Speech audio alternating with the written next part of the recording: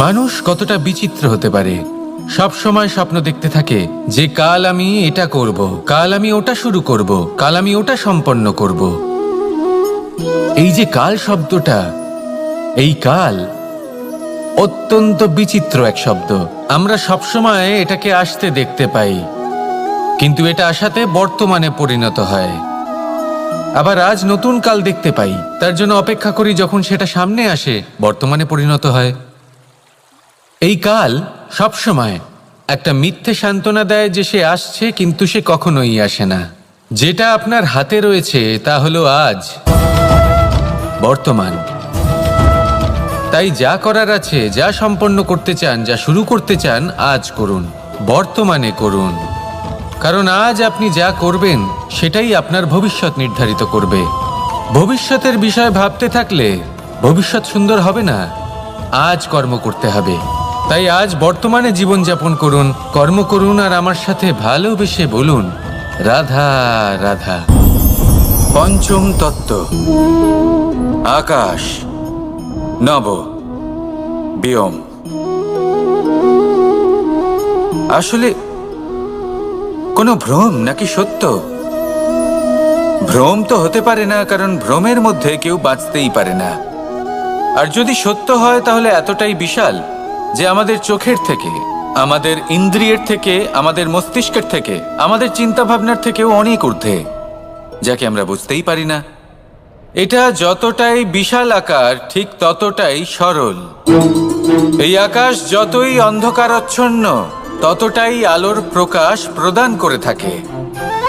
দেখতে গেলে এ হলো জীবনের সঞ্চালক, কিন্তু যদি ক্রুদ্ধ হয়ে যায় তাহলে প্রাণ কেড়ে নিতেও দ্বিধা বোধ করে না। এই আকাশ শুধুমাত্র পৃথিবী লোক নয়, বরং এই সমগ্র ব্রহ্মাণ্ডকে, এই সমগ্র সৃষ্টিকে, এর প্রত্যেকটা তারাকে, প্রত্যেকটা গ্রহকে একটা বিশেষ স্থান প্রদান করে। এর নিজের কোনোই অস্তিত্ব নেই, কিন্তু সকলকে অস্তিত্ব প্রদান করে। এটাই হলো এই আকাশের মাহাত্ম্য। এই আকাশই হলো মাহাত্ম্যের প্রতিরূপ, যা আমাদের ভাবনা দ্বারা উৎপন্ন হয়। আপনিও আকাশের মতো এই বোধকে আপন করে নিন। আপনার জীবনও আকাশের মতন মহান এবং বিশাল হয়ে উঠবে। আর তখনই মন সুপ্রসন্ন হয়ে বলবে রাধা রাধা। আপনার থেকে বড়, আপনার থেকে মহান হলেন সেই গুরু। এটা কি আবশ্যক যে সেই গুরু কোনো ব্যক্তিই হবেন? কখনোই নয়।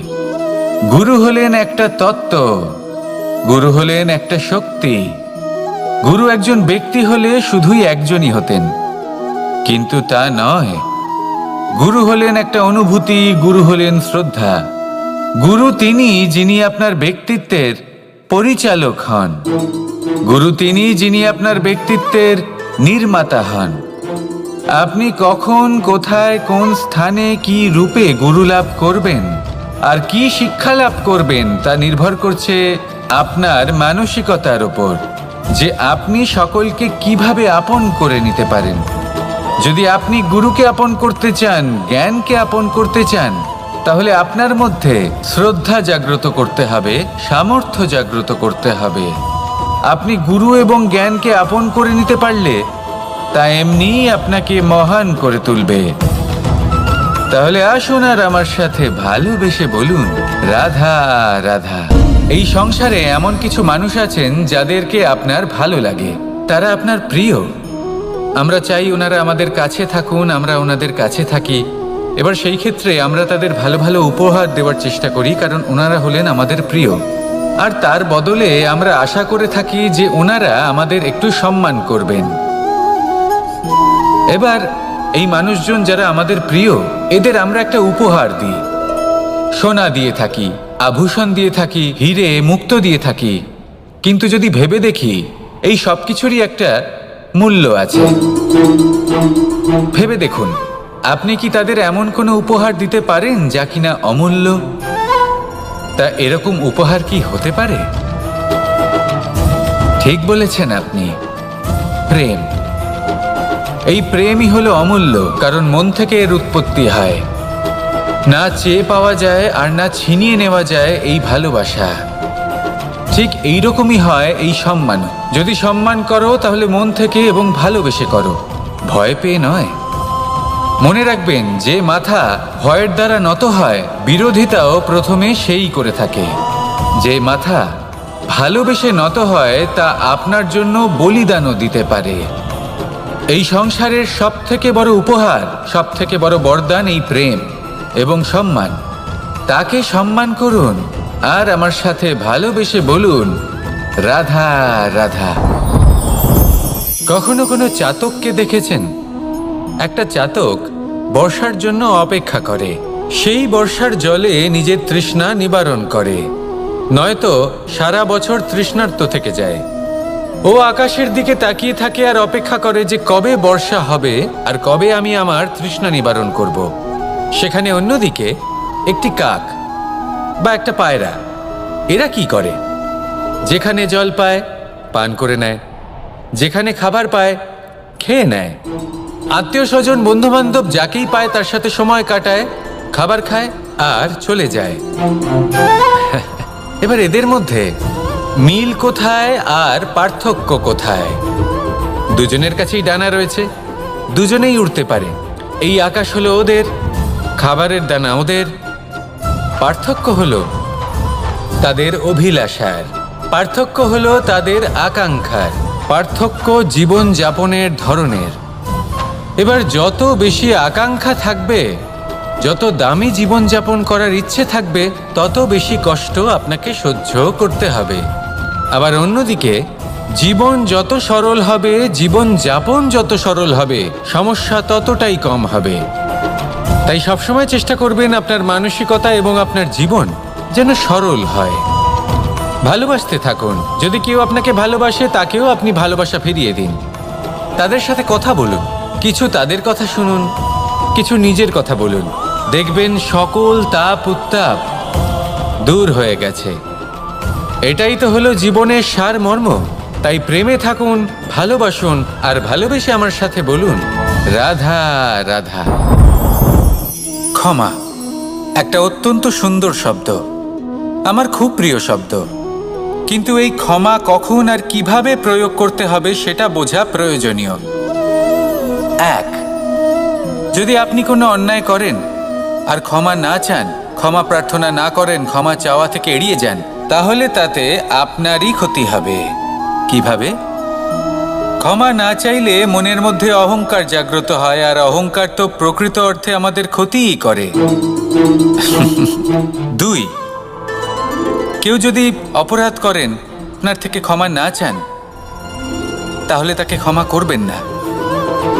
ক্ষমা হলো অত্যন্ত অমূল্য, আর না চাইতেই কাউকে ক্ষমা দান করা এটা উচিত নয়। তিন, যদি কেউ আপনার সাথে অনুচিত কিছু করেন, অপরাধ করেন, আর আপনার থেকে ক্ষমা চান, তাহলে তাকে ক্ষমা করে দিন। তাতে আপনার অন্তরের করুণাবোধ জাগ্রত হবে, প্রেম জাগ্রত হবে, আর তা আপনার জন্য শুভ হবে। চার, যদি আপনি নিজে কোনো অপরাধ করেন, তাহলে অবশ্যই ক্ষমা চাইবেন। তাতে আপনারই লাভ হবে। কিভাবে?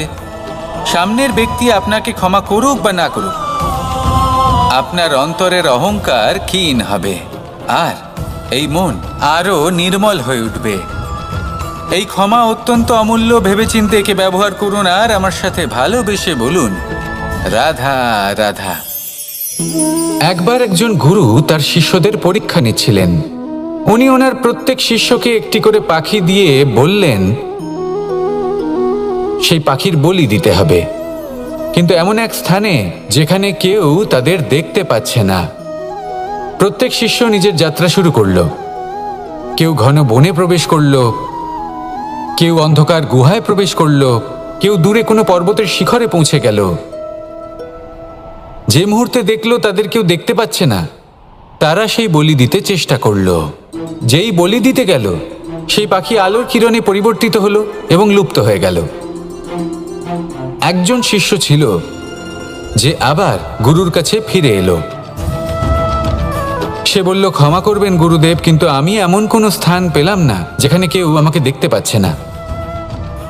অন্য কেউ না দেখতে পেলেও আমি নিজে দেখতে পাচ্ছিলাম, আমার অন্তর্মন দেখতে পাচ্ছিল।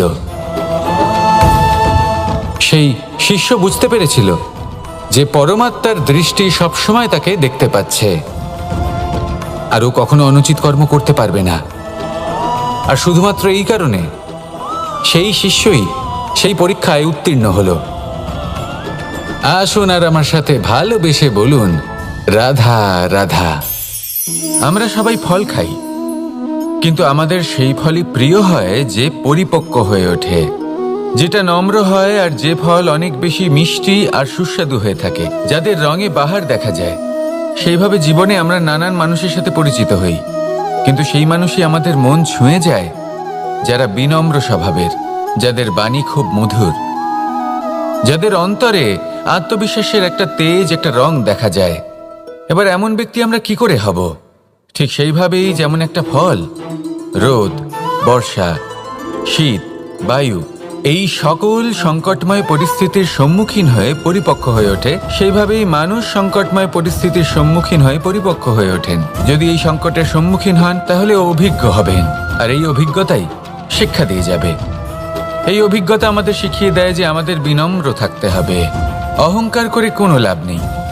মধুর বাণীর যে কি মূল্য তা আমরা শিখতে পারি। এই অভিজ্ঞতাই আমাদের বুঝিয়ে দেয় যে উচিত অনুচিত কোনটা, আমাদের দৃষ্টিভঙ্গি তৈরি করে, আর এই দৃষ্টিভঙ্গি দ্বারা আত্মবিশ্বাস জাগ্রত হয়। সেই জন্য জীবনে কখনো বিপদ থেকে দূরে পালাবেন না, সেগুলোর সম্মুখীন হন, অভিজ্ঞতা লাভ করুন, তার থেকে শিক্ষা লাভ করুন, এইভাবেই পরিপক্ক হবেন। আসুন আমার সাথে ভালোবেসে বলুন, রাধা রাধা। মানুষ বর্তমানে নিজের জীবন অতিবাহিত করেন, কিন্তু তার জীবনে অতীতকাল এবং ভবিষ্যৎকাল এই দুটোরই সমান গুরুত্ব রয়েছে। অতীতকাল অতিবাহিত হয়ে গেছে এবং সেটা জীবিত থাকে আমাদের স্মৃতি হিসেবে, এবং ভবিষ্যৎ হলো সেটাই যেটা আমরা শুধুমাত্র কল্পনাই করতে পারি। এবার অতীতের কিছু স্মৃতি এমন থাকে যা আমাদের কাছে আনন্দময় হয় না, তা কটু হয়, দুঃখজনক হয়, যন্ত্রণাদায়ক হয়। আমরা যা কিছুই করি তা বদলে ফেলতে পারবো না, কিন্তু ভবিষ্যৎকাল সেটা আমরা রচনা অবশ্যই করতে পারি, যদি আজ আমরা শ্রেষ্ঠ কর্ম করি। যদি আজকের এই দিনটা আমরা আনন্দের সাথে অতিবাহিত করি, সুখের সাথে অতিবাহিত করি, এক একটা মুহূর্ত আমরা আনন্দ এবং ভালোবাসার সাথে অতিবাহিত করি, আপনার আজকের এই কর্ম আপনার ভবিষ্যৎ নির্ধারণ করবে। আজ আপনি যেভাবে জীবন কাটাবেন তা ভবিষ্যতে গিয়ে অতীতকালে পরিণত হবে, আর তখন আপনি এমন স্মৃতি খুঁজে পাবেন যেখানে আপনি প্রত্যেকটি মুহূর্ত প্রেম এবং আনন্দের সাথে অতিবাহিত করেছেন, এবং সেই স্মৃতি মধুর হবে। তাহলে আজ শ্রেষ্ঠ এবং উচিত কর্ম করুন, আপনি নিশ্চিত রূপে একটি উজ্জ্বল, শুদ্ধ, পবিত্র এবং আনন্দময় ভবিষ্যৎ লাভ করবেন। আসুন আমার সাথে ভালোবেসে বলুন, রাধা রাধা। এই সংসারে অনেক অনেক এমন জ্ঞানী আছেন যারা নিজের সমস্ত জীবন জ্ঞান অর্জন করতে অতিবাহিত করেছেন। এই সংসারে এমন কোনো বেদ নেই, কোনো পুরাণ নেই, কোনো শাস্ত্র নেই, কোনো ভাষা নেই যা ওনারা জানেন না। এমন কোনো বিষয় নেই যা নিয়ে ওনারা কোনো বক্তব্য রাখতে পারবেন না। কিন্তু আমরা এই সকল জ্ঞানীকে কি ভালোবাসতে পারি? এনাদের সকলকে সম্মান করতে পারি না। কারণটা কি? দেখুন, বেদ পড়া একটি আলাদা বিষয়, বেদনা বুঝতে পারা অন্য ব্যাপার। এবং বেদনা বোঝার জন্য, সেই জ্ঞান লাভ করার জন্য আপনাকে মন থেকে করুণা এবং প্রেমের সঠিক অর্থ বুঝতে হবে। সামনের ব্যক্তির বেদনা বুঝতে হবে, তার যন্ত্রণাকে বুঝতে হবে। তারপর যে জ্ঞান আপনি অর্জন করেছেন বেদ থেকে, পুরাণ থেকে, শাস্ত্র থেকে, তা প্রয়োগ করে তার বেদনার নিবারণ করা, সেটা বেশি গুরুত্বপূর্ণ। সেই জন্য জীবনে শুধুমাত্র শাস্ত্র এবং বেদ পড়ে জ্ঞান অর্জন করতে সময় নষ্ট করবেন না। মন থেকে প্রেমের কি অর্থ সেই বিষয়ে জ্ঞান লাভ করার চেষ্টা করুন, করুণাও বুঝতে চেষ্টা করুন। একজন শ্রেষ্ঠ ব্যক্তি হয়ে উঠুন, আর আমার সাথে ভালোবেসে বলুন, রাধা রাধা।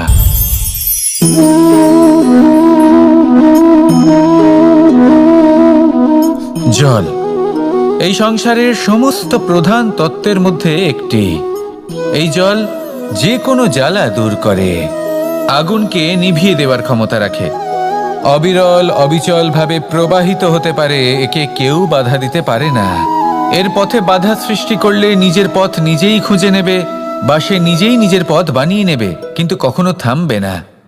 এই জল হলো মহান, আর এর একটা মহান গুণ আছে, এর নিজস্ব কোনো রং নেই, কিন্তু যখন মেঘ থেকে বৃষ্টিরূপে পৃথিবীতে ঝরে পড়ে তখন সমস্ত সংসারকে রঙিন করে তোলে।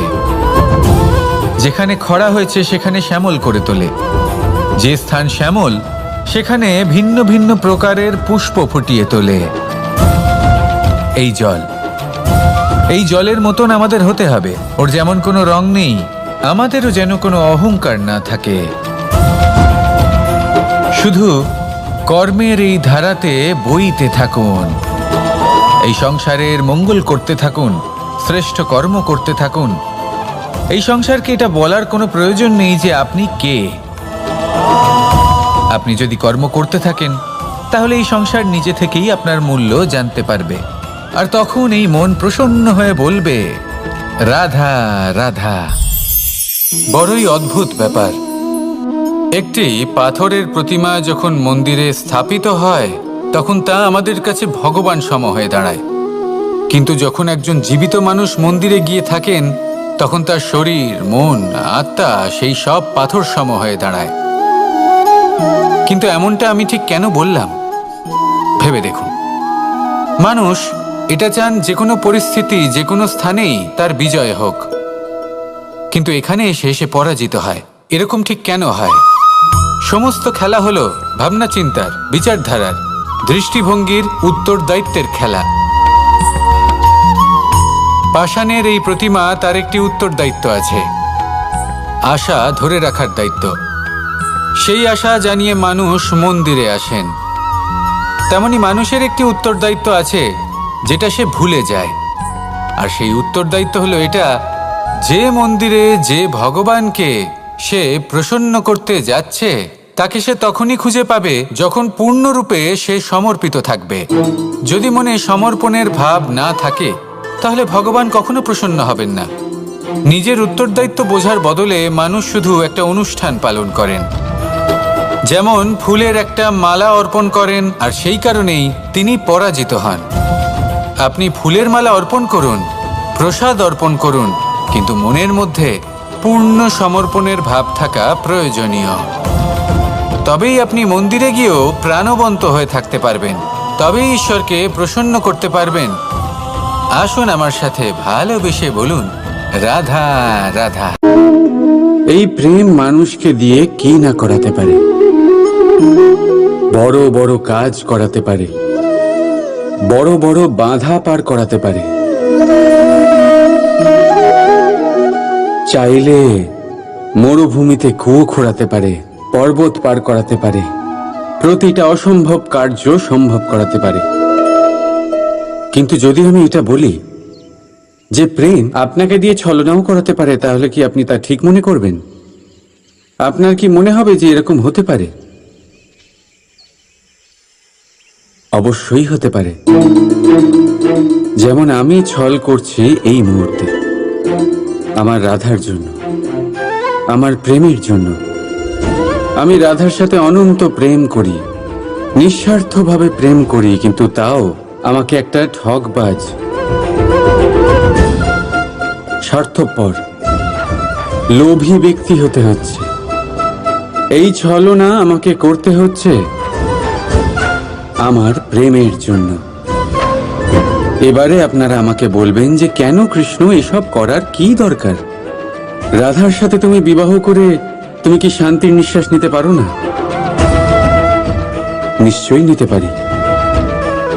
রাধার সাথে বিবাহ করে আমি ভীষণ সুখী হব, কিন্তু আমি এই কথাও জানি যে আমার রাধা সুখী হতে পারবে না। কারণ যদি এই বিবাহ হয়, তার মাতা পিতা, তার পরিবারকে বর্ষনা ত্যাগ করতে হবে। রাধার মনের মধ্যে একটা গভীর ক্ষতের সৃষ্টি হবে, দুঃখ তাকে কুরে কুরে খাবে। ও এটা মনে করবে, এটা জানবে যে ওর জন্য ওর মাতা পিতাকে এত কষ্ট ভোগ করতে হচ্ছে। এবার রাধার কষ্টকে ভিত বানিয়ে কৃষ্ণ নিজের সুখের মহল কি করে তৈরি করতে পারে? কারণ যাদের আপনি ভালোবাসেন শুধু তাদের ভাবনা নয়, আপনার প্রেমিক যাদের ভালোবাসে তাদের ভাবনার খেয়াল রাখাটাও আপনারই কর্তব্য। আর কখনো কখনো নিজের প্রেমকে উঁচুতে উঠতে দেখতে গেলে আপনাকে নিজেকে নিচে নামতে হবে। এমন কোনো কাজও আছে যা আপনাকে আপনার প্রেমের জন্য করতেই হবে। রাধা রাধা। মানুষ কতটা বিচিত্র হতে পারে। সব সময় স্বপ্ন দেখতে থাকে যে কাল আমি এটা করব, কাল আমি ওটা শুরু করব, কাল আমি ওটা সম্পন্ন করব। এই যে কাল শব্দটা, এই কাল অত্যন্ত বিচিত্র এক শব্দ। আমরা সবসময় এটাকে আসতে দেখতে পাই, কিন্তু এটা আসাতে বর্তমানে পরিণত হয়। আবার আজ নতুন কাল দেখতে পাই, তার জন্য অপেক্ষা করি যখন সেটা সামনে আসে বর্তমানে পরিণত হয়। এই কাল সবসময় একটা মিথ্যে সান্ত্বনা দেয় যে সে আসছে, কিন্তু সে কখনোই আসে না। যেটা আপনার হাতে রয়েছে তা হলো আজ, বর্তমান। তাই যা করার আছে, যা সম্পন্ন করতে চান, যা শুরু করতে চান, আজ করুন, বর্তমানে করুন। কারণ আজ আপনি যা করবেন সেটাই আপনার ভবিষ্যৎ নির্ধারিত করবে। ভবিষ্যতের বিষয় ভাবতে থাকলে ভবিষ্যৎ সুন্দর হবে না। আজ কর্ম করতে হবে। তাই আজ বর্তমানে জীবনযাপন করুন, কর্ম করুন, আর আমার সাথে ভালোবেসে বলুন রাধা রাধা। পঞ্চম তত্ত্ব, আকাশ, নব, ব্যোম। আসলে কোনো ভ্রম নাকি সত্য? ভ্রম তো হতে পারে না, কারণ ভ্রমের মধ্যে কেউ বাঁচতেই পারে না। আর যদি সত্য হয় তাহলে এতটাই বিশাল যে আমাদের চোখের থেকে, আমাদের ইন্দ্রিয়ের থেকে, আমাদের মস্তিষ্কের থেকে, আমাদের চিন্তা ভাবনার থেকেও অনেক ঊর্ধ্বে, যাকে আমরা বুঝতেই পারি না। এটা যতটাই বিশাল আকার ঠিক ততটাই সরল। এই আকাশ যতই অন্ধকারাচ্ছন্ন ততটাই আলোর প্রকাশ প্রদান করে থাকে। দেখতে গেলে এ হলো জীবনের সঞ্চালক, কিন্তু যদি ক্রুদ্ধ হয়ে যায় তাহলে প্রাণ কেড়ে নিতেও দ্বিধাবোধ করে না। এই আকাশ শুধুমাত্র পৃথিবী লোক নয়, বরং এই সমগ্র ব্রহ্মাণ্ডকে, এই সমগ্র সৃষ্টিকে, এর প্রত্যেকটা তারাকে, প্রত্যেকটা গ্রহকে একটা বিশেষ স্থান প্রদান করে। এর নিজের কোনোই অস্তিত্ব নেই, কিন্তু সকলকে অস্তিত্ব প্রদান করে। এটাই হলো এই আকাশের মাহাত্ম্য। এই আকাশই হলো মাহাত্ম্যের প্রতিরূপ, যা আমাদের ভাবনা দ্বারা উৎপন্ন হয়। আপনিও আকাশের মতো এই বোধকে আপন করে নিন। আপনার জীবনও আকাশের মতন মহান এবং বিশাল হয়ে উঠবে। আর তখনই মন সুপ্রসন্ন হয়ে বলবে রাধা রাধা। আপনার থেকে বড়, আপনার থেকে মহান হলেন সেই গুরু। এটা কি আবশ্যক যে সেই গুরু কোনো ব্যক্তিই হবেন? কখনোই নয়। গুরু হলেন একটা তত্ত্ব, গুরু হলেন একটা শক্তি। গুরু একজন ব্যক্তি হলে শুধুই একজনই হতেন, কিন্তু তা নয়। গুরু হলেন একটা অনুভূতি, গুরু হলেন শ্রদ্ধা। গুরু তিনি যিনি আপনার ব্যক্তিত্বের পরিচালক হন। গুরু তিনি যিনি আপনার ব্যক্তিত্বের নির্মাতা হন। আপনি কখন, কোথায়, কোন স্থানে, কি রূপে গুরু লাভ করবেন আর কি শিক্ষা লাভ করবেন তা নির্ভর করছে আপনার মানসিকতার উপর, যে আপনি সকলকে কিভাবে আপন করে নিতে পারেন। যদি আপনি গুরুকে আপন করতে চান, জ্ঞানকে আপন করতে চান, তাহলে আপনার মধ্যে শ্রদ্ধা জাগ্রত করতে হবে, সামর্থ্য জাগ্রত করতে হবে। আপনি গুরু এবং জ্ঞানকে আপন করে নিতে পারলে তা এমনিই আপনাকে মহান করে তুলবে। তাহলে আসুন আর আমার সাথে ভালোবেসে বলুন রাধা রাধা।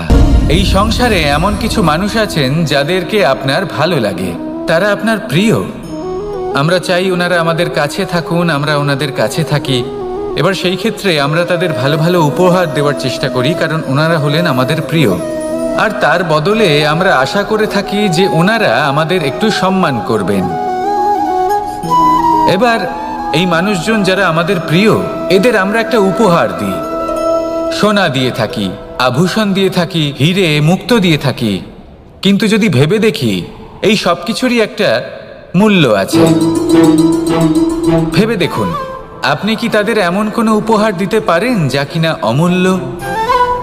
তা এরকম উপহার কি হতে পারে? ঠিক বলেছেন আপনি, প্রেম। এই প্রেমই হলো অমূল্য, কারণ মন থেকে এর উৎপত্তি হয়। না চেয়ে পাওয়া যায় আর না ছিনিয়ে নেওয়া যায় এই ভালোবাসা। ঠিক এইরকমই হয় এই সম্মান। যদি সম্মান করো তাহলে মন থেকে এবং ভালোবেসে করো, ভয় পেয়ে নয়। মনে রাখবেন, যে মাথা ভয়ের দ্বারা নত হয়, বিরোধিতাও প্রথমে সেই করে থাকে। যে মাথা ভালোবেসে নত হয়, তা আপনার জন্য বলিদানও দিতে পারে। এই সংসারের সব থেকে বড় উপহার, সব থেকে বড় বরদান এই প্রেম এবং সম্মান। তাকে সম্মান করুন আর আমার সাথে ভালোবেসে বলুন, রাধা রাধা। কখনো কোনো চাতককে দেখেছেন? একটা চাতক বর্ষার জন্য অপেক্ষা করে। সেই বর্ষার জলে নিজের তৃষ্ণা নিবারণ করে, নয়তো সারা বছর তৃষ্ণার্ত থেকে যায়। ও আকাশের দিকে তাকিয়ে থাকে আর অপেক্ষা করে যে কবে বর্ষা হবে আর কবে আমি আমার তৃষ্ণা নিবারণ করব।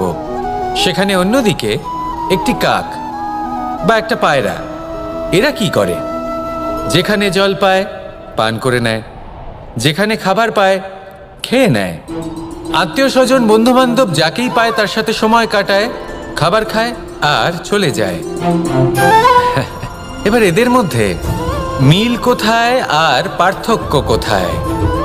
দুজনের কাছেই ডানা রয়েছে, দুজনেই উড়তে পারে। এই আকাশ হলো ওদের, খাবারের দানা ওদের। পার্থক্য হলো তাদের অভিলাষার, পার্থক্য হলো তাদের আকাঙ্ক্ষার, পার্থক্য জীবন যাপনের ধরনের।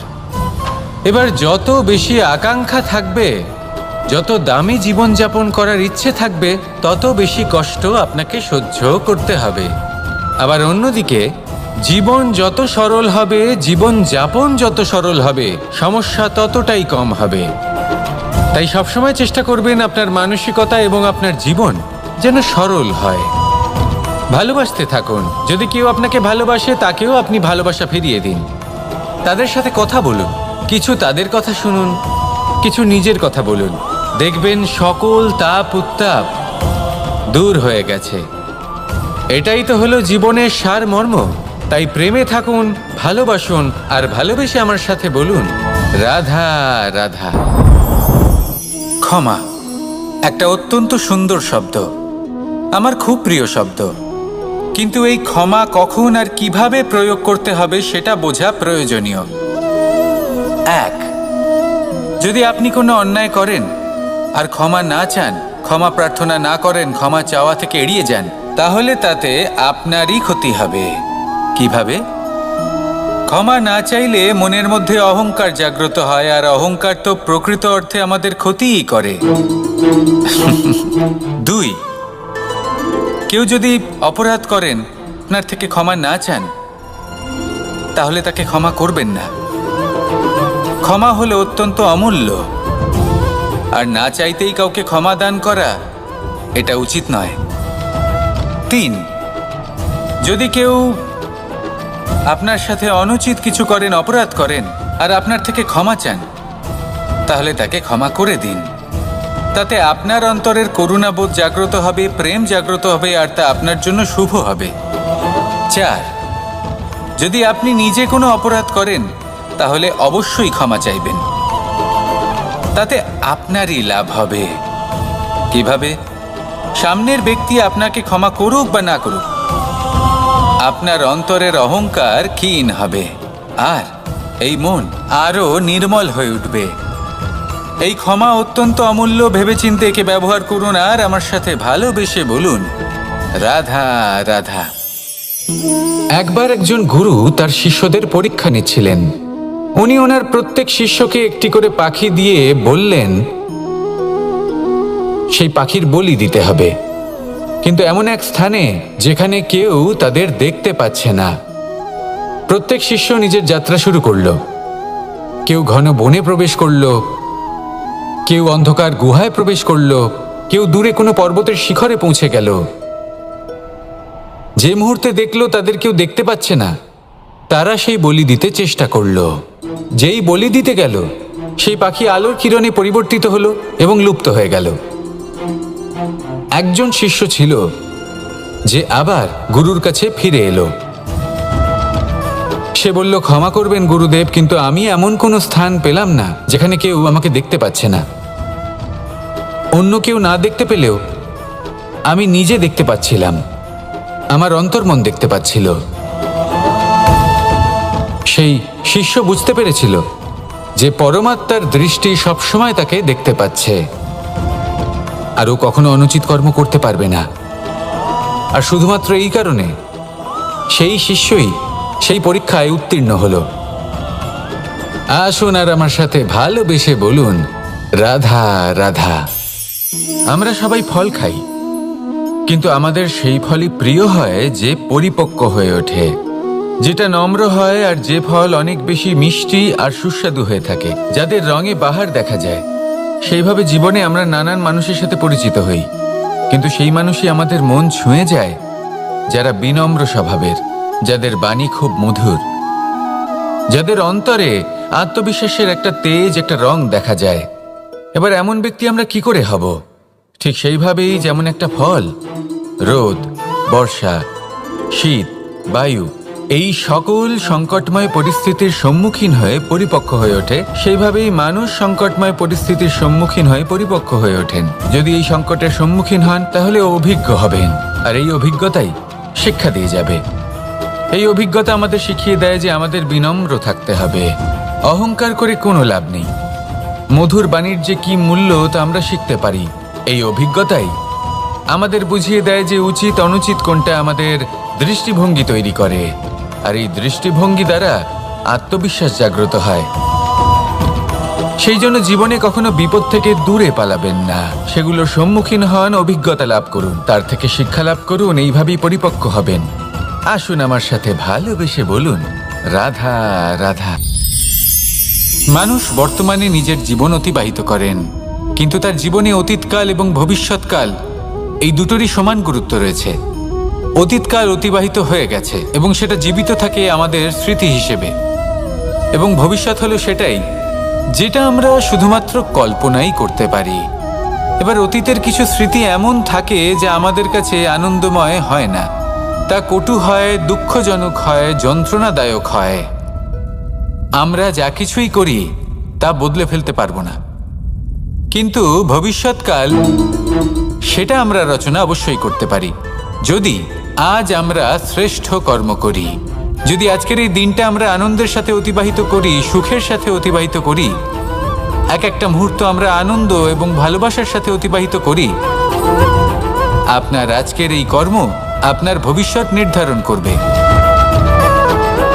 আজ আপনি যেভাবে জীবন কাটাবেন তা ভবিষ্যতে গিয়ে অতীতকালে পরিণত হবে, আর তখন আপনি এমন স্মৃতি খুঁজে পাবেন যেখানে আপনি প্রত্যেকটি মুহূর্ত প্রেম এবং আনন্দের সাথে অতিবাহিত করেছেন, এবং সেই স্মৃতি মধুর হবে।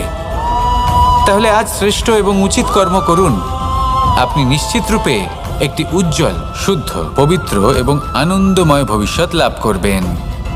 আসুন আমার সাথে ভালোবেসে বলুন, রাধা রাধা। এই সংসারে অনেক অনেক এমন জ্ঞানী আছেন যারা নিজের সমস্ত জীবন জ্ঞান অর্জন করতে অতিবাহিত করেছেন। এই সংসারে এমন কোনো বেদ নেই, কোনো পুরাণ নেই, কোনো শাস্ত্র নেই, কোনো ভাষা নেই যা ওনারা জানেন না। এমন কোনো বিষয় নেই যা নিয়ে ওনারা কোনো বক্তব্য রাখতে পারবেন না।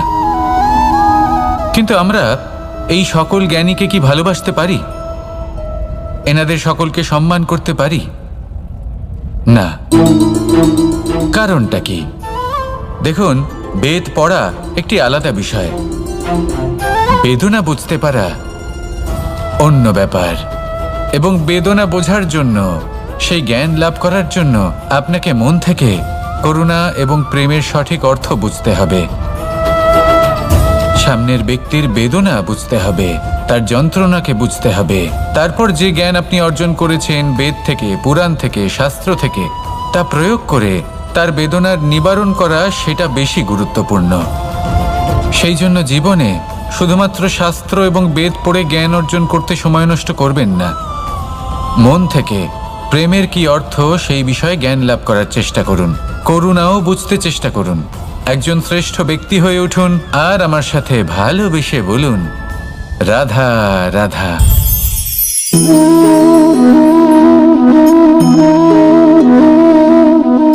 জল এই সংসারের সমস্ত প্রধান তত্ত্বের মধ্যে একটি। এই জল যে কোনো জ্বালা দূর করে, আগুনকে নিভিয়ে দেওয়ার ক্ষমতা রাখে, অবিরল অবিচল ভাবে প্রবাহিত হতে পারে, একে কেউ বাধা দিতে পারে না। এর পথে বাধা সৃষ্টি করলে নিজের পথ নিজেই খুঁজে নেবে বা সে নিজেই নিজের পথ বানিয়ে নেবে, কিন্তু কখনো থামবে না।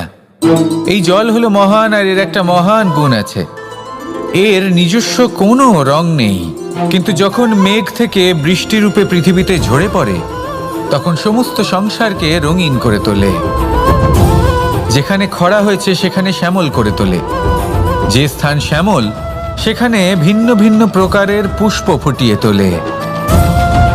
এই জল, এই জলের মতন আমাদের হতে হবে। ওর যেমন কোনো রং নেই, আমাদেরও যেন কোনো অহংকার না থাকে। শুধু কর্মের এই ধারাতে বইতে থাকুন, এই সংসারের মঙ্গল করতে থাকুন, শ্রেষ্ঠ কর্ম করতে থাকুন। এই সংসারকে এটা বলার কোনো প্রয়োজন নেই যে আপনি কে। আপনি যদি কর্ম করতে থাকেন তাহলে এই সংসার নিজে থেকেই আপনার মূল্য জানতে পারবে, আর তখন এই মন প্রসন্ন হয়ে বলবে, রাধা রাধা। বড়ই অদ্ভুত ব্যাপার, একটি পাথরের প্রতিমা যখন মন্দিরে স্থাপিত হয় তখন তা আমাদের কাছে ভগবান সম হয়ে দাঁড়ায়। কিন্তু যখন একজন জীবিত মানুষ মন্দিরে গিয়ে থাকেন তখন তার শরীর, মন, আত্মা সেই সব পাথর সম হয়ে দাঁড়ায়। কিন্তু এমনটা আমি ঠিক কেন বললাম ভেবে দেখুন। মানুষ এটা চান যে কোনো পরিস্থিতি, যে কোনো স্থানেই তার বিজয় হোক, কিন্তু এখানে এসে সে পরাজিত হয়। এরকম ঠিক কেন হয়? সমস্ত খেলা হলো ভাবনা চিন্তার, বিচারধারার, দৃষ্টিভঙ্গির, উত্তরদায়িত্বের খেলা। পাষাণের এই প্রতিমা, তার একটি উত্তরদায়িত্ব আছে, আশা ধরে রাখার দায়িত্ব। সেই আশা জানিয়ে মানুষ মন্দিরে আসেন। তেমনি মানুষের একটি উত্তরদায়িত্ব আছে যেটা সে ভুলে যায়, আর সেই উত্তরদায়িত্ব হলো এটা, যে মন্দিরে যে ভগবানকে সে প্রসন্ন করতে যাচ্ছে তাকে সে তখনই খুঁজে পাবে যখন পূর্ণরূপে সে সমর্পিত থাকবে। যদি মনে সমর্পণের ভাব না থাকে তাহলে ভগবান কখনো প্রসন্ন হবেন না। নিজের উত্তরদায়িত্ব বোঝার বদলে মানুষ শুধু একটা অনুষ্ঠান পালন করেন, যেমন ফুলের একটা মালা অর্পণ করেন, আর সেই কারণেই তিনি পরাজিত হন। আপনি ফুলের মালা অর্পণ করুন, প্রসাদ অর্পণ করুন, কিন্তু মনের মধ্যে পূর্ণ সমর্পণের ভাব থাকা প্রয়োজনীয়। তবেই আপনি মন্দিরে গিয়েও প্রাণবন্ত হয়ে থাকতে পারবেন, তবেই ঈশ্বরকে প্রসন্ন করতে পারবেন। আসুন আমার সাথে ভালোবেসে বলুন, রাধা রাধা। এই প্রেম মানুষকে দিয়ে কি না করাতে পারে, বড় বড় কাজ করাতে পারে, বড় বড় বাধা পার করাতে পারে। চাইলে মরুভূমিতে কুয়ো খোঁড়াতে পারে, পর্বত পার করাতে পারে, প্রতিটা অসম্ভব কার্য সম্ভব করাতে পারে। কিন্তু যদি আমি এটা বলি যে প্রেম আপনাকে দিয়ে ছলনাও করাতে পারে, তাহলে কি আপনি তা ঠিক মনে করবেন? আপনার কি মনে হবে যে এরকম হতে পারে? অবশ্যই হতে পারে। যেমন আমি ছল করছি এই মুহূর্তে আমার রাধার জন্য, আমার প্রেমের জন্য। আমি রাধার সাথে অনন্ত প্রেম করি, নিঃস্বার্থভাবে প্রেম করি, কিন্তু তাও আমাকে একটা ঠকবাজ, স্বার্থপর, লোভী ব্যক্তি হতে হচ্ছে। এই ছলনা আমাকে করতে হচ্ছে আমার প্রেমের জন্য। এবারে আপনারা আমাকে বলবেন যে কেন কৃষ্ণ এসব করার কি দরকার? রাধার সাথে তুমি বিবাহ করে তুমি কি শান্তির নিঃশ্বাস নিতে পারো না? নিশ্চয়ই নিতে পারি। রাধার সাথে বিবাহ করে আমি ভীষণ সুখী হব, কিন্তু আমি এই কথাও জানি যে আমার রাধা সুখী হতে পারবে না। কারণ যদি এই বিবাহ হয়, তার মাতা পিতা তার পরিবারকে বর্ষণা ত্যাগ করতে হবে। রাধার মনের মধ্যে একটা গভীর ক্ষতের সৃষ্টি হবে। দুঃখ তাকে কুরে কুরে খাবে। ও এটা মনে করবে, এটা জানবে যে ওর জন্য ওর মাতা পিতাকে এত কষ্ট ভোগ করতে হচ্ছে। এবার রাধার কষ্টকে ভিত বানিয়ে কৃষ্ণ নিজের সুখের মহল কি করে তৈরি করতে পারে?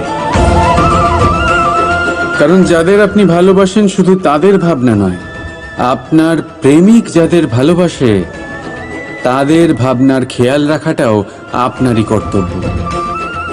আর কখনো কখনো নিজের প্রেমকে উঁচুতে উঠতে দেখতে গেলে আপনাকে নিজেকে নিচে নামতে হবে। এমন কোনো কাজও আছে যা আপনাকে আপনার প্রেমের জন্য করতেই হবে। রাধা রাধা।